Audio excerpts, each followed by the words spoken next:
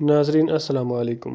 آج کی ویڈیو میں ہم ایک نہایت اہم اور سبق آموز قرآنی واقعہ پر بات کریں گے۔ یہ واقعہ بنی اسرائیل کی ایک جماعت کے بارے میں ہے جو اللہ کے حکم کی نافرمانی کرنے کے باعث بندر بنا دی گئی۔ حضرت داؤد علیہ السلام اللہ کے برگزیدہ پیغمبر تھے۔ آپ کو اللہ نے نبوت اور بادشاہت دونوں عطا کی تھی۔ آپ کے زمانے میں بنی اسرائیل مختلف آزمائشوں سے گزرتے رہے۔ ان میں سے کچھ لوگ نیکوکار تھے جبکہ کچھ سرکش اور نافرمان بھی تھے۔ ان نافرمان لوگوں میں ایک جماعت ایسی تھی جو اللہ کے احکامات کو توڑنے میں کوئی عار محسوس نہیں کرتی تھی۔ قرآن مجید کے مطابق بنی اسرائیل کے کچھ لوگ ایک بستی میں رہتے تھے جو سمندر کے کنارے واقع تھی، اور یہاں کے لوگ مچھلیاں پکڑ کر گزارا کرتے تھے، اور یہ ان پر اللہ تعالیٰ کی خاص رحمت تھی۔ پھر کچھ یوں ہوا کہ اللہ تعالیٰ نے ان لوگوں کو آزمانے کے لیے ان پر ایک آزمائش ڈالی۔ آزمائش یہ تھی کہ ہفتے کے دن ان پر مچھلیاں پکڑنا حرام کر دیا گیا۔ اللہ تعالیٰ نے یہ قانون اس لیے رکھا تاکہ ان کی فرما برداری کا امتحان لیا جائے۔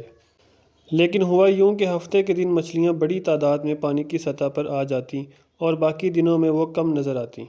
یہ دیکھ کر کچھ لوگوں نے چالاکی اختیار کی اور اللہ کے حکم کو دھوکہ دینے لگے۔ ان لوگوں نے مچھلیاں پکڑنے سے بظاہر اجتناب کیا، مگر حقیقت میں انہوں نے ایک چال چلی۔ وہ ہفتے کے دن جال پانی میں ڈال دیتے اور اگلے دن ان جالوں کو کھینچ کر مچھلیاں نکال لیتے۔ اس طرح وہ اللہ کے حکم کو توڑنے کا بہانہ بنا کر نافرمانی میں ملوث ہو گئے۔ جب ان کی نافرمانی حد سے بڑھ گئی اور وہ مسلسل اللہ کی حکم میں عدولی کرنے لگے تو اللہ تعالیٰ نے انہیں سخت سزا دی۔ قرآن میں آیا ہے کہ پس جب وہ اس کام سے باز نہ آئے جس سے انہیں روکا گیا تھا تو ہم نے کہا تم ذلیل بندر بن جاؤ۔ اللہ نے ان نافرمان لوگوں کو بندر بنا دیا۔ مفسرین کے مطابق یہ لوگ 3 دن تک بندروں کی صورت میں رہے اور پھر مر گئے۔ ان کی نسل آگے نہ بڑھی اور یہ لوگ دنیا سے مٹا دیے گئے۔ ناظرین، یہ واقعہ ہمیں خبردار کرتا ہے کہ اللہ کے احکامات کو معمولی نہ سمجھیں۔ جو قوم اللہ کے حکم کو توڑتی ہے وہ ذلت و رسوائی میں مبتلا ہوتی ہے۔